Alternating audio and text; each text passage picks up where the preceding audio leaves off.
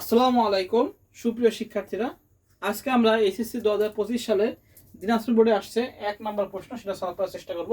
তো আমরা একটু প্রশ্নটা সবাই দেখে নিই। দিনাজপুর বোর্ড 2025 সালে আমাদের প্রথম অধ্যায় থেকে 1 নম্বর যে প্রশ্ন আসছে সেটা এইটা আমরা দেখে নিই। এখনই আমরা সলভে চলে যাব। এটা আমার যাদের কাছে প্রশ্ন আছে তারা প্রশ্নটা লিখে নিতে পারি, দেখে নিতে পারি, স্ক্রিনশট দিয়ে নিতে পারি।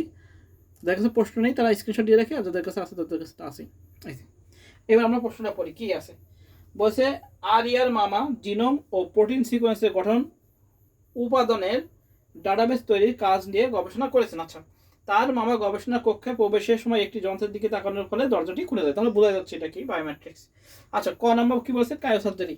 আমরা জানি ক্রায়োসার্জারি এমন একটা চিকিৎসা পদ্ধতি যেটাকে নিম্ন তাপমাত্রায় রোগাক্রান্ত কোষগুলোকে কি হয় চিকিৎসার মাধ্যমে ধ্বংস করা হয়।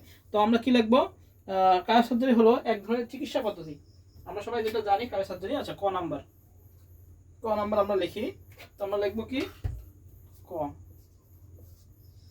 যে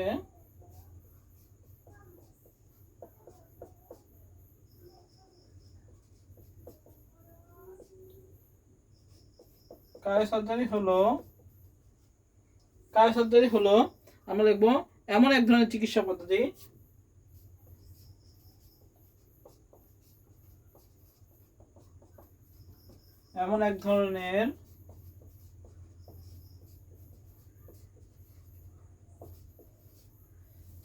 ক্রায়োসার্জারি হলো এমন এক ধরনের চিকিৎসা পদ্ধতি যার মাধ্যমে অত্যধিক শীতল তাপমাত্রা প্রয়োগ করে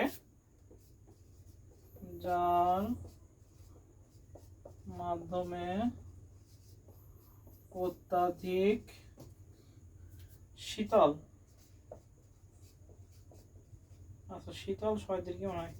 শীতল তাপমাত্রা প্রয়োগ করে রোগাক্রান্ত কোষগুলো ধ্বংস করা হয়। প্রয়োগ করে ত্বকের অস্বাভাবিক বা রোগাক্রান্ত টিস্যুগুলোকে ধ্বংস করা, আমরা রোগাক্রান্ত টিস্যুগুলোকে ধ্বংস করা হয়। প্রয়োগ করে আমরা লিখি রোগাক্রান্ত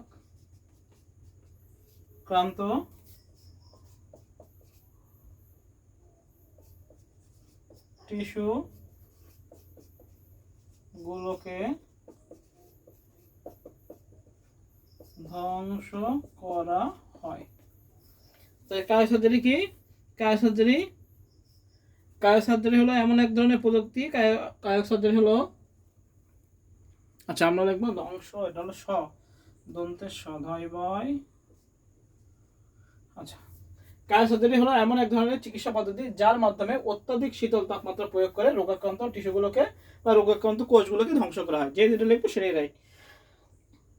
আচ্ছা, খ নম্বর কি বলছে, প্রযুক্তির কল্যাণে বর্তমান উচ্চ ফলনশীল শস্য উৎপাদন সম্ভব হচ্ছে। আচ্ছা, প্রযুক্তির কল্যাণে এটা হবে আমাদের উত্তর হবে জেনেটিক ইঞ্জিনিয়ারিং। কি উত্তর হবে, গ নম্বর। খ নম্বর হবে হলো জেনেটিক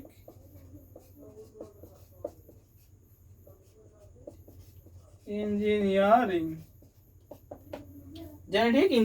খ নম্বর আমরা লিখবো কি, জেনেটিক ইঞ্জিনিয়ারিং প্রযুক্তির কল্যাণে বর্তমানে উচ্চ ফলনশীল শস্য উৎপাদন করা সম্ভব হচ্ছে।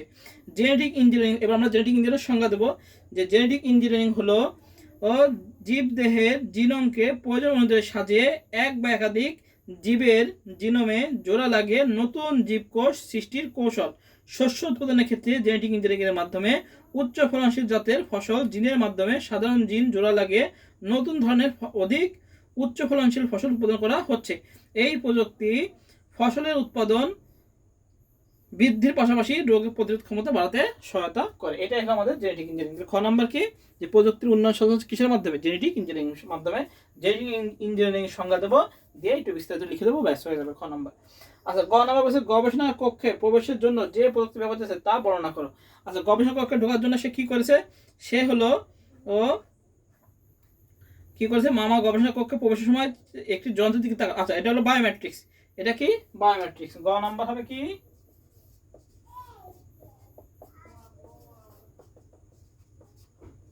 বায়োমেট্রিক্স। গ নম্বর উত্তর কি হবে, বায়োমেট্রিক্স। তাহলে দেখো গবেষণা কক্ষে প্রবেশের যে প্রযুক্তি ব্যবহৃত হয়েছে তা হলো বায়োমেট্রিক্স। তো এবার আমরা লিখবো যে গবেষণা কক্ষে প্রবেশের জন্য প্রযুক্তিটি ব্যবহৃত হচ্ছে সেটা কি বায়োমেট্রিক্স লিখবো। এর অন্তর্গত কি আইরিস এবং আইরিস স্ক্যানিং প্রযুক্তি। আমরা আর লিখতে পারি আইরিস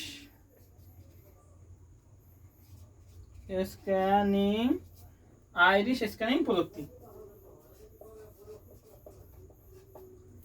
বায়োমেট্রিক্স বায়োমেট্রিক্স কি হলো, যে তাকাইলে কি হয়েছে, দরজা খুলে গেছে, তো কি এটা আইরিশ স্ক্যানিং প্রযুক্তি। আমরা লিখবো যে এর গবেষণাগারে কক্ষে প্রবেশের জন্য ব্যবহৃত প্রযুক্তি হচ্ছে বায়োমেট্রিক্স, এর অন্তর্গত আইরিশ স্ক্যানিং প্রযুক্তি। আচ্ছা এবার লিখবো যে আইরিশ স্ক্যানিং বা আইরিশ স্ক্যানিং প্রযুক্তি শনাক্তকরণ পদ্ধতিতে চোখের তারার রঙিন অংশকে পরীক্ষা করা হয় এবং অদ্বিতীয়ভাবে ব্যক্তি শনাক্ত করা হয়। আচ্ছা এই পদ্ধতিতে কোনো জায়গায় অ্যাকাউন্ট খোলার সময় একটি ইমেল সংরক্ষণ করা হয়, পরবর্তীতে ওই জায়গায় অন্য কোনো সময় প্রবেশ করতে হলে ক্যামেরার সামনে দাঁড়ালে ছবি তোলার সঙ্গে সঙ্গে শনাক্ত করা কাজটাও কি করা হয়ে যায়। এতে সময় মাত্র লাগে কয়েক সেকেন্ড।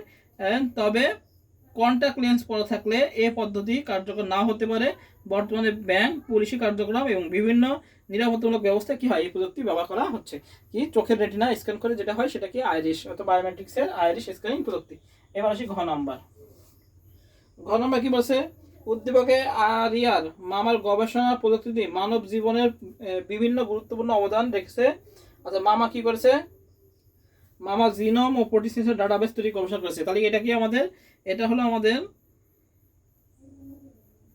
Bio informatics. এটা উত্তর হবে কি হলো ঘ নম্বরে, মেন ক নাম্বার কি হবে বায়ো ইনফরমেটিক্স, জীব বিজ্ঞানের প্রযুক্তি বায়ো ইনফরমেটিক্স।